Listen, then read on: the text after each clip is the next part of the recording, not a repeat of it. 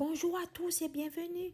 Que la grâce et la paix de Dieu soient avec vous tous. Aujourd'hui, on va parler comment les péchés peuvent te détruire et même te tuer. C'est pourquoi tu dois revenir à Dieu avant qu'il ne soit trop tard. Jacques 1, verset 14 à 15. Mais chacun est tenté quand il est attiré et amorcé par sa propre convoitise. Puis la convoitise, lorsqu'elle a conçu, enfante le péché. Et le péché étant consommé, produit la mort. Le monde nous présente des multitudes d'opportunités de convoitise. À vous abstenir des convoitises charnelles qui font la guerre à l'âme.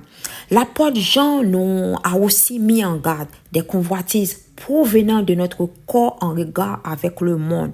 Car tout ce qui est dans le monde, la convoitise de la chair, la convoitise des yeux et l'orgueil de la vie ne vient point du Père, mais vient du monde. Et le monde passe et sa convoitise aussi. Mais celui qui fait la volonté de Dieu demeure éternellement.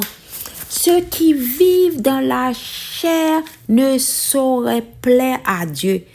Une des pires convoitises, c'est l'amour de l'argent. Un chrétien doit demeurer toute sa vie en combat sa chair. Par exemple, si quelque chose me vient au cœur, je dis non, je ne le ferai pas. Si vous vivez selon la chair, vous mourrez. Mais si par l'esprit vous faites mourir les actions du corps, vous vivrez. Il faut imiter Jésus-Christ. Il a résisté aux tentations du diable. Jésus fait emmené par l'esprit dans le désert pour être tenté par le diable. Il a aussi été tenté en toutes choses sans succomber à ses convoitises. Il a été tenté comme nous en toutes choses sans commettre de péché. Dieu qui est fidèle ne permettra pas que vous soyez tentés au-delà de vos forces. C'est pourquoi chaque fois que tu es tenté, prie et Dieu t'en délivrera. Le Seigneur nous demande de se fortifier dans la prière afin de devenir victorieux. Veillez et priez afin que vous ne tombiez pas en tentation. L'esprit est bien disposé, mais la chair est faible.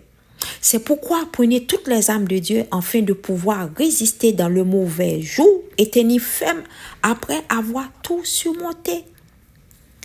Parce que car le salaire du péché, c'est la mort.